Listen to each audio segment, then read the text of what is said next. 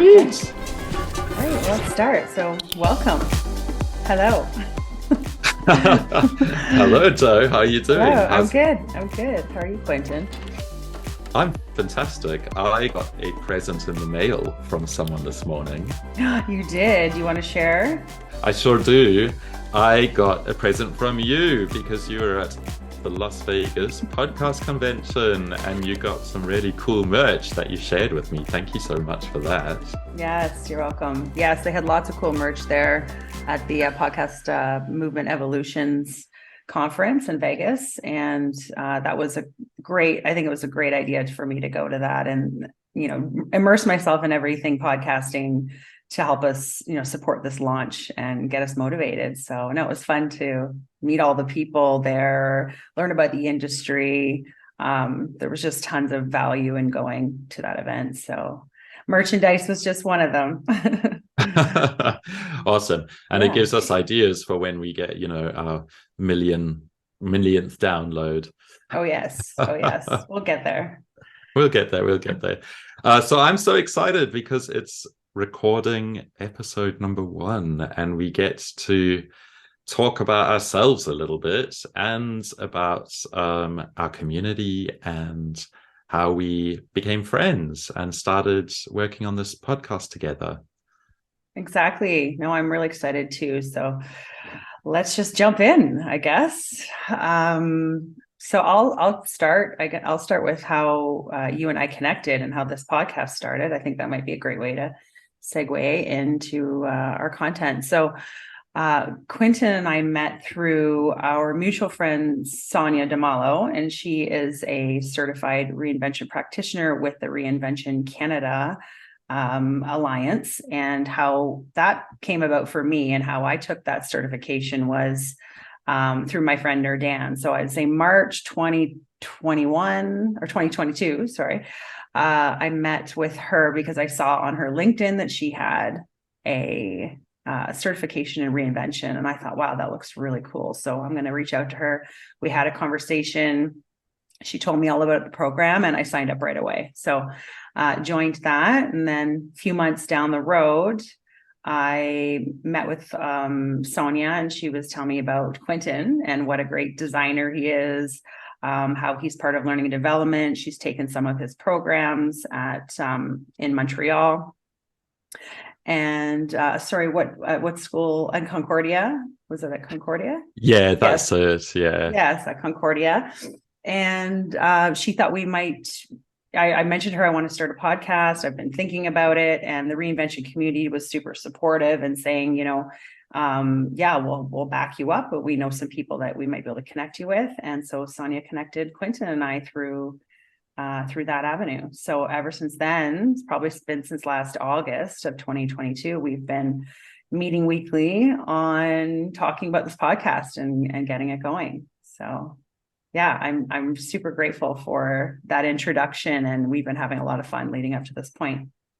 Yeah, absolutely. It's been a lot of fun, a lot of learning and growing. I didn't realize that, launching a 20, 30-minute podcast and our aim is twice a month. I didn't think that it would be so much project management and so much to get off the ground. But as we learned from a lot of your notes and a lot of your reflection from the podcast convention, that we're doing it the right way from the start in a lot of different aspects. And I think that's awesome.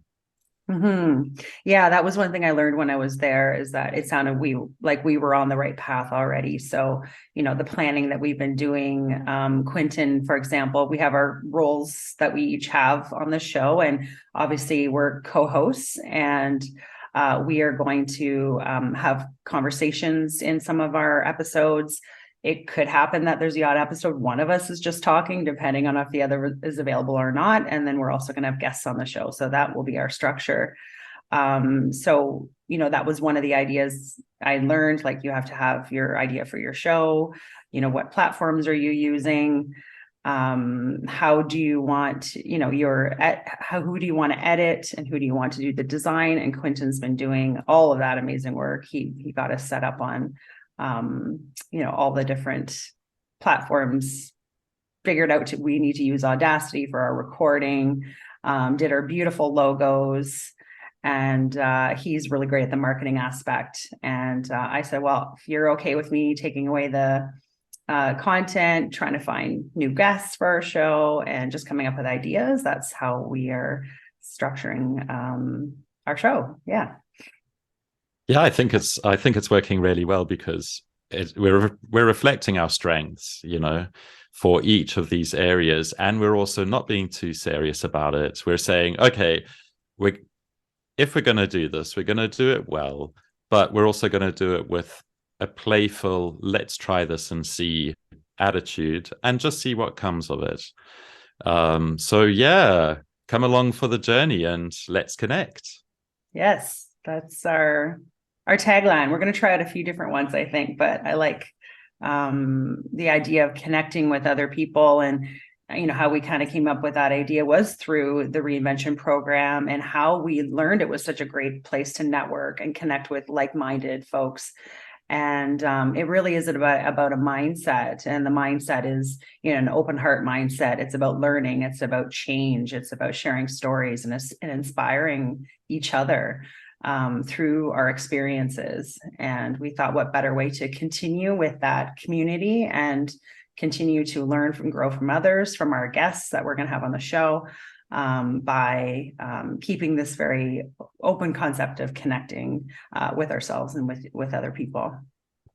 All right. So one thing that we want to talk about regularly is our wins of the week, where we share something good that happened to us, and our fails of the week, which is when things go wrong and how we may have handled it.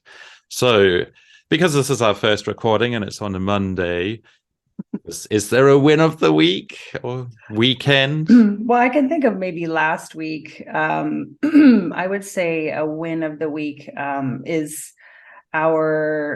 this podcast. I would say we picked our launch date. So now we know we're launching. Our first episode's May 5th. That I think was a win, because it was hard to, I think, at first commit to picking a date. It gets a little scary when you actually have to say, okay, this is the day we're going live. But doing that, it now forces us to get at the content that we need to. So I would say that was a win, picking our date. A fail. I would say, and when I think of fails, I do think of fails as a way to either pivot or, learn from them, right? A fail can be also a win.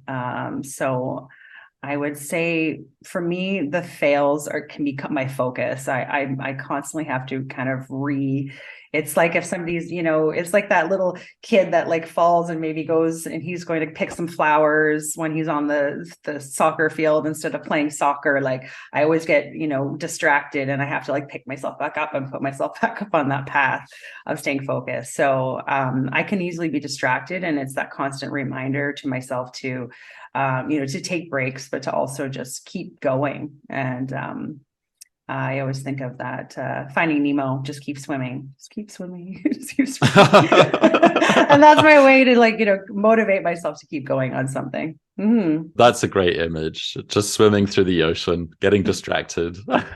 Yeah. Well, there's a turtle. Good old Dory. Yeah, exactly. So that's me. That's me for sure. Mm-hmm. I hear you. So same questions. What was your win and fail of the week? Definitely the win of the week so far has been getting your package this morning. That was really lovely. Very thoughtful. Thank you. And motivating. It was lovely.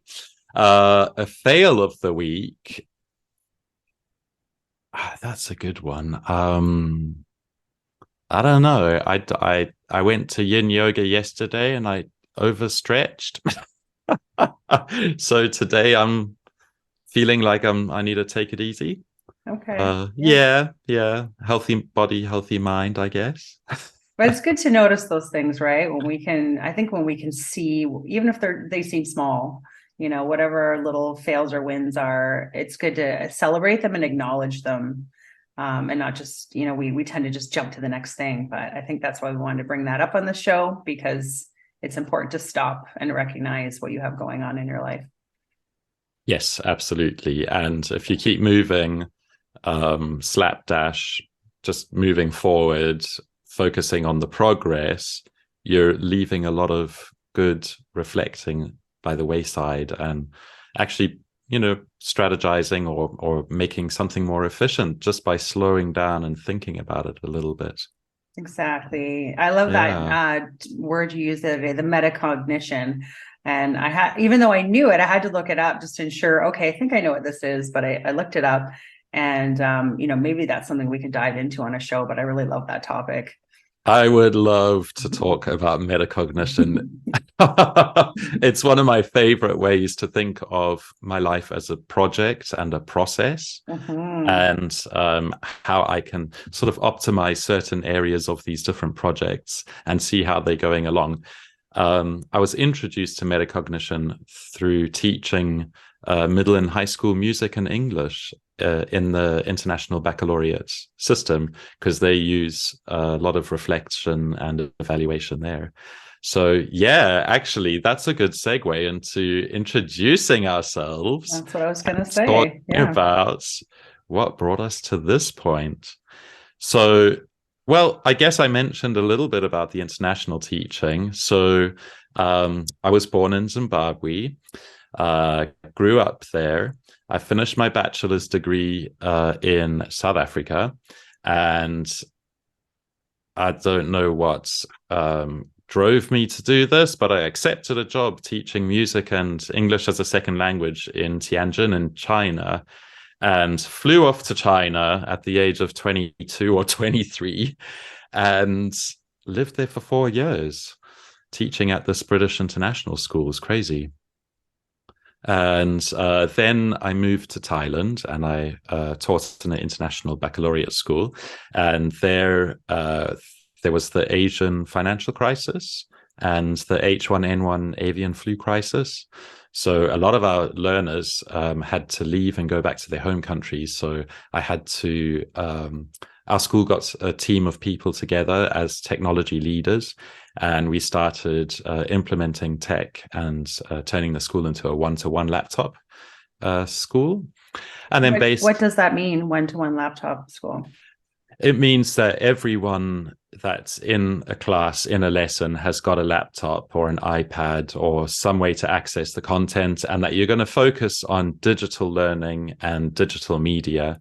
So if our learner, Isabel, had to go back to Seoul in South Korea, she'd take her school laptop with her, or her personal laptop that she did schoolwork on, and we'd still be able to teach through Zoom or webinars or that sort of thing. Okay. Yeah, and then based on those strengths, the technology and curriculum strengths, I got a job teaching music in Peru, in the American School of Lima, and I was there for 3 years. And then I immigrated to Canada and settled in Montreal, and I've been here for 10 years now. I'm a citizen, and yeah, I love it. Except the freezing cold, right? Except the freezing cold. It's March 20th. It's supposed to be the first day of spring tomorrow, but we had a snowstorm yesterday. I think it lies. And how about you? How about you? What did you Well, start life my with? background's not as exciting as that in terms of all the travel you've done, but no, that's I'm sure we'll dive more into some of your background later on.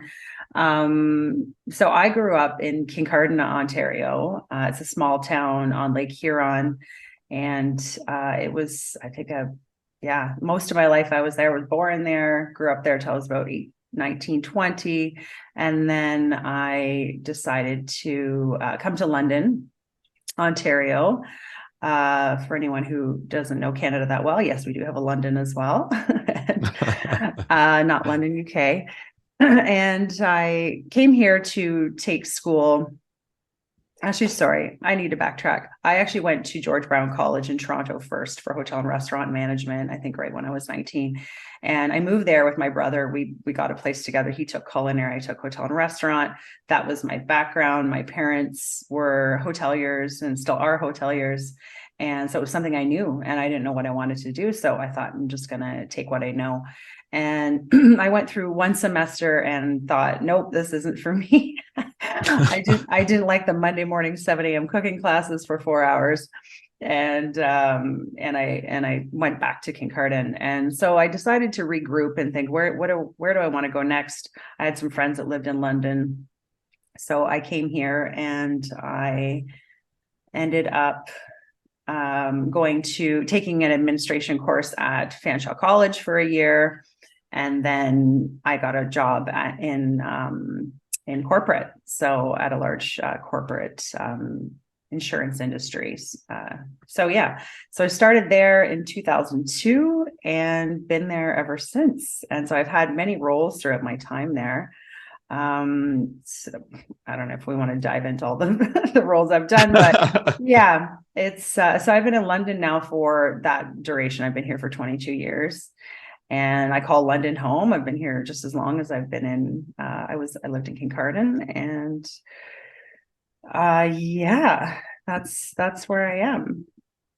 I think that's amazing, the changes that you've gone through, and how you found stability, and even within that stability you found a way to grow, to challenge yourself, and internally within the same organization continue changing roles and moving up. See, that's the thing that you don't get with the international circuit. You don't get much stability. It's always packing your bag and planning the next move. Yeah, it's a lot of admin, a lot of paperwork. Right. Yeah. And we do have, if I was probably single and never married and all those things, I potentially might be traveling the world. I've always loved traveling. And I think that's something I would have done. So I have loved the opportunity to work in corporate in terms of having the stability, having, the benefits, having the opportunity to jump around to different departments and learn, which I have. I've probably worked in several different areas. And through that time, able to also take, subsidized courses. I could take certifications every year. And so that was really nice for me while I was raising my son, who's now 16. So I've loved that stability, and I've met a lot of people, learned a lot of great things. But corporate also has its challenges. So, again, we get really deep into that, but we'll wait until another episode for that. Absolutely. Yeah. I have a feeling that we're going to be having some really good, enriching conversations all around workforce and professional development and finding meaning in our lives, connecting with the people around us, and talking about doing good work. Exactly. Yeah. And just to, I guess, you were talking about your wins of the week, Quinten, and I just want to say you did complete your sorry, I have to cut this part out. It's all right. It's all right. Your certified reinvention presentation. Start that again. Okay. You got to do it complete. Yeah. I can't cut up. Yeah. You're right. Okay. Talking about our wins of the week, I just want to mention that you've completed your presentation for the Certified Reinvention Associates program. So Quinten shared it with me last week. He's going to be presenting in a week's time to his cohort. And I think that's really a big win because his presentation is really good. Hey, thank you. Thank you for the support, and thank you for the really good feedback that you gave me. Yeah, I'm looking forward to it, actually, and talking about how I've used reinvention tools, strategies, and frameworks, and how the Connectors podcast is part of the strategy. And I'm sure that we'll also have a couple of episodes where we'll dive a little bit more into reinvention as well. Yes, exactly. We plan on having a reinvention series throughout. We'll pepper that throughout our program, but making sure that we engage with our audience and they understand what we are talking about and referring to when we speak to reinvention. Totally. And how it can be really useful as a tool to personally reinvent yourself and go through changes. Well, that's it for this show. And thank you for joining us. We hope you'll stick around. We have a lot of great content and guests coming up in our upcoming shows. And as we said, our first launch is May 5th, which is Cinco de Mayo. And we look forward to hearing from you and you sharing your stories and what you want to hear on topics and advice and inspiration. I'm going to pass it over to Quinten now. Awesome. So please make sure to connect with us by following us on Twitter at The Connectors, Facebook, The Connectors Podcast, LinkedIn, The Connectors Podcast, or reach out on email to both of us at theconnectorspodcast@gmail.com.